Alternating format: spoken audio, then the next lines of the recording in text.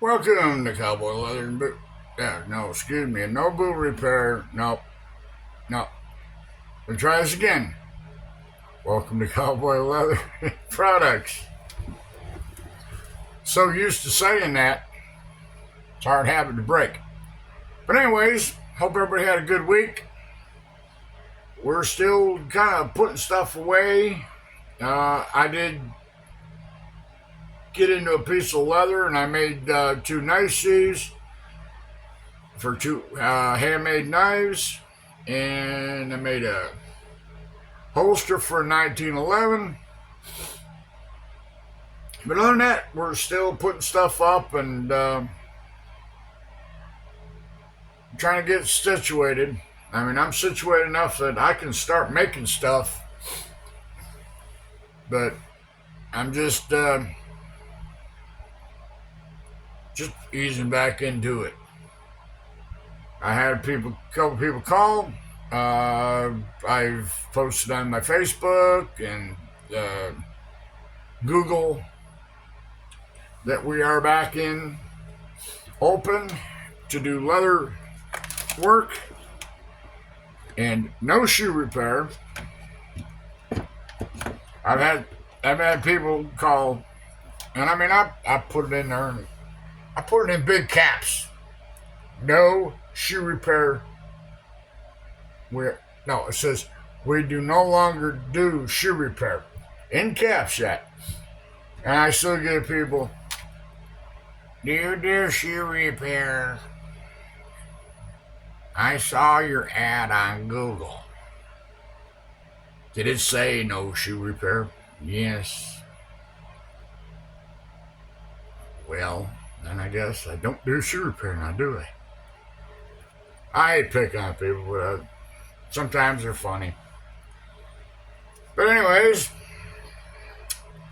meanwhile, yeah, I still got stuff.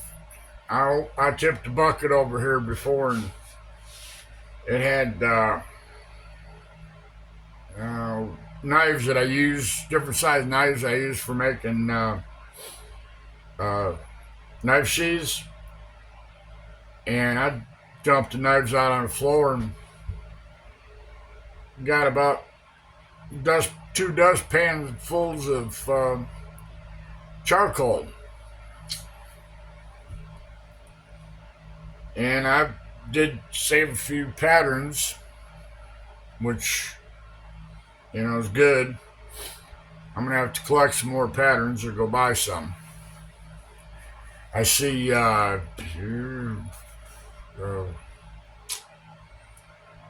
can't remember what name the place is now, but they got a sale on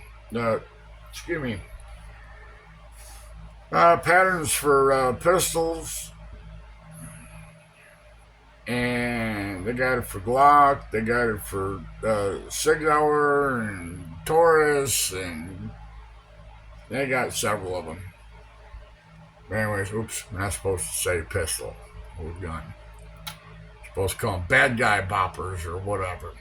They're YouTube is starting to clamp down on these gun related and Second Amendment related channels. Don't know what the world's coming to. Somebody just got offended. But anyways, like I say, but I did happen to run upon some stuff. I'm going to show you here in a second. Let me get a drink.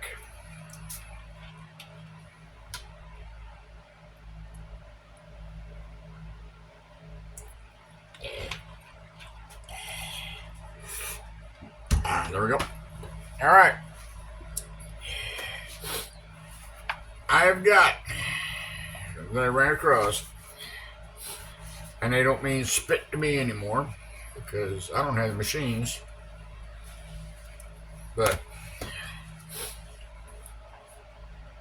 I've got the owner's manuals, parts manual, all in one for the Landis number 12 K, Model K, and I got these two. I got these. I got how kind of a printed off for the 29K, 29K, a Singer 171 through 173 sewing machine. Tells all the thread, how to thread it and how to set the timing. All the good stuff that you need to know if you're going to own one of them little buggers. But anyways, forgot I even had this stuff. Book for the 29-4. And assembly and disassembly of Landis Model 12 curved needle stitcher. And the parts, got them. So what I'm going to do, out of the kindness of my heart and my generosity, I'm going to give today and today only. It's like one of them TV salespeople. If someone is interested, has one of these, or knows somebody that has one that needs a manual, all you have to do, I will send you these two right here. All you have to do is comment down there in the comments, and if I get several people, I will just randomly pick a name. I will contact you if you send me a direct message with your name and a mailing address, and I will put them in the mail. And you too can own a parts manual for a machine that is older than dirt. In fact, let me see here. If somebody's got that machine right there and it's a champion, it's a book that covers from the 50 to 52 stitcher. It's the same as the Landis. Pretty much everything is the same. It's just a different table on it. I will give that to somebody if you leave a comment that you want it. Now, when I say, I don't mean I'm not going to give it to you and have you go and sell it on eBay.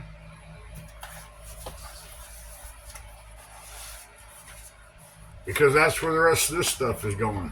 It's going on eBay. But I figured I will be kind, and I will give someone a chance to get a free operator's manual for the Landis Model K number 12. And all you have to do is message me down there in the comments, and like I say, I will just pick a name. I will contact you and get your pertinent information, and I'll send it to you. I'll even pay the postage. And if anybody else, before I put the other books on eBay, if you're interested, after I've given the freebie away, I might be willing to, sell them that way. Again, all you got to do just leave a comment down there, down below, saying that you're interested, and we'll see if we can make you the proud owner of some bucks. Seeing I don't have the machines anymore, they're in the recycle yard. They were heavy. Mercy, they were heavy.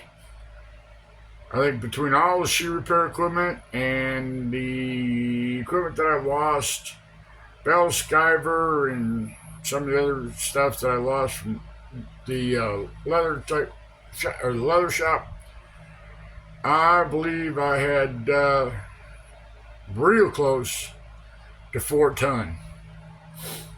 So that tells you how heavy that stuff is. And I've moved it 3 times. So it last time it moved, it went to the graveyard.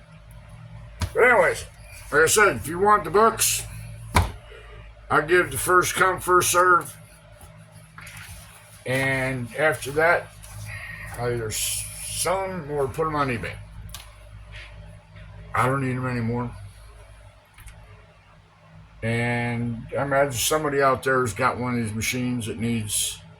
You can find a machine, but it's kind of hard to find a book. So when you do find a book, people usually want a small fortune for them. So yeah, like I said before, I'm still, cleaning stuff up. I had to make a new handle for my skiving knife, and made a new handle for my ancient tool. But so far, I tell you what, I do a lot. I'm glad I bought this Dremel drill, because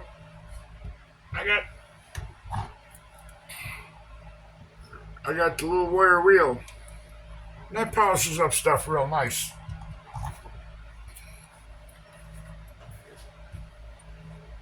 And as you've seen probably in my last video, I've got a lot of Ryobi tools. I'm not sponsored by them, but I just like the yellow tools. And I like the concept of having cordless power tools. I've got like 6-8 batteries. So, I can go out and work. I did all the work in here with cordless drill. So it works.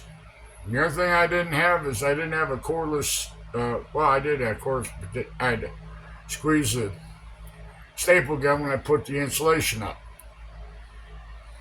But I've had to polish up quite a few tools. I just couldn't let them go. Throw them in the scrap pile. So some of them had sentimental value, like there was an edger,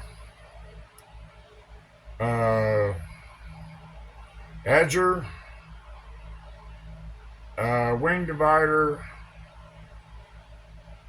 and one other tool that when I bought the leather shop out, the old gentleman that was part of them, and they got more sentimental value because the man didn't have a lot of hand tools, and what he did have, they were in good shape and always sharp. So, like I say, they were kind of sentimental, just like that bowl. To most people, it's, I was all happy because I rebuilt it. Most people just go, I'll go buy me a new one. Well, by tinkering with it, putting, I think, $115 for the motor, $8 for the new belt, and $5 for a can of paint. That's all it cost me. to get her back up and running. And had to get some thread for it, but it's far cry cheaper than 2,500, $3,000, and I just kind of attached to that machine. I like it. It's a smooth running machine. I'll tell you, I'm pretty impressed with this Juki too. Now I had the Juki, was it the 8700, and that was a good machine, but I don't know, it was quirky. It had it's so good for a little bit, then it skipped a few stitches, then it was so good, and it just, I don't know. And I mean, I rethreaded it. I checked the needle. I checked, everybody first thing when they start skipping stitches. Oh, your jump time. Oh, your jump time. No, it's in jump time. I called somebody that has several Jukis, and they said that I can't remember what the heck it was. Check this. I checked it, and oh, I know what it was. From the factory, this is according to him. I don't know. I can't swear to it. I've never heard anybody else fuss about it. But when they put them together, the needle bar, they didn't tighten up the screws or whatever holes the needle are in. They didn't tighten them up tight enough, and after you've had them for a couple months, they work loose, and that needle bar shifts. So what it'll do is it'll suck up enough that it won't make the loop. So I fixed it, and it worked. But it was a good machine if I was going to sew jeans and stuff like that. Now I've got the Juki, and I've got the Ferdinand. I tinkered with them this morning, and I got them so they stitch up nice. And I'll tell you what, before the fire, the Ferdinand it came with a clutch motor on it. I changed the clutch motor to a servo with a speed reducer on it, and boy, that made a big difference. I could turn the speed up on it, and I could go fast, or I could go slow enough to watch the needle in and out. Now it just has a servo motor on it, with no speed reducer. The Juki, that's got a clutch motor on it.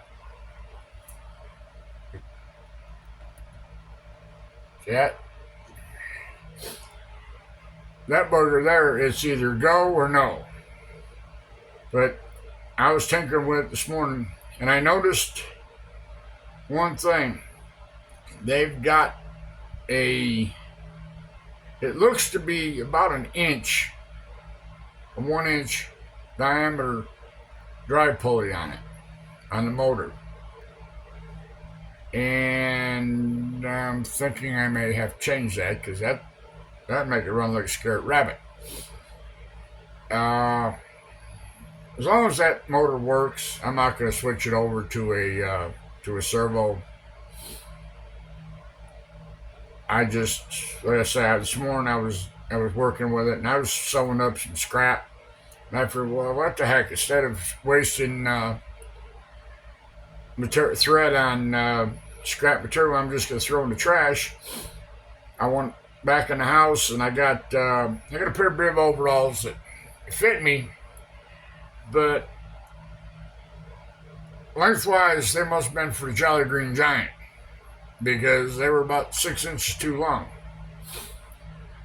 So I got them a while ago, and they laid in my office, or didn't lay, they folded up in the office in a bag.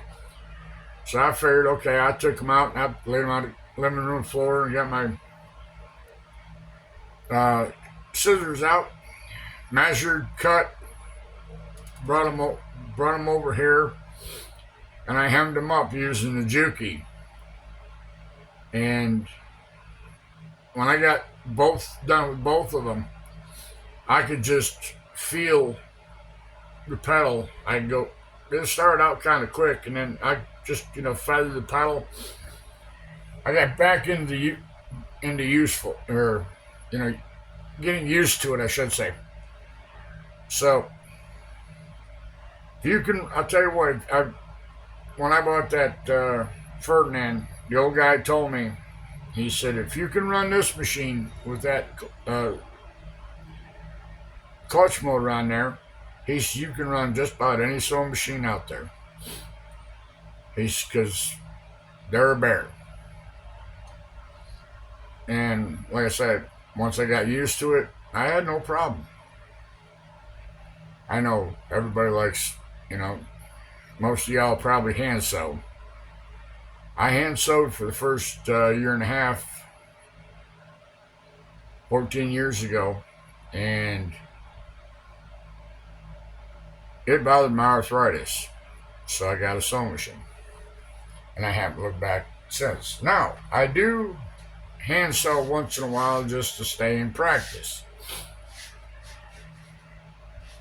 And, I can still do it pretty good. But, I got to the point where I was making stuff basically production. I wasn't doing one-offs. So, if I was making gun holsters, I was making 4, 5, 6 at a time. So, sewing machine come in handy. And, it was all good. But anyways, this one here is getting long-winded. So, I'll get out of here and close the door and go to the house and take a shower and relax. And Mama wants to take off and take a day trip this weekend, so I think we'll jump in the truck and go wherever the roads take us. Might go to Kentucky. I don't know. It depends on how far I want to drive. But we are hitting a few vacations around October, November, and I think we're taking one around Christmas. We usually do Christmas with my daughter and her husband, and we leave my dog at my daughter's house, and we take off and we go wherever the wind takes us from Christmas Day till December 28th, 29th. We come back, get off the road before the New Year people get out and get silly. So, I'm going to get out of here. I hope everybody has a good weekend. Hope everybody's had a good week. You got things accomplished. And you made some pretty cool leather craft products. And, yeah. I'm going to get out of here, like I say. So, with that said, everybody, I hope everybody's safe. And maybe next week I'll try and get 2 videos put in. Have a good one. Cowboys out. Bye.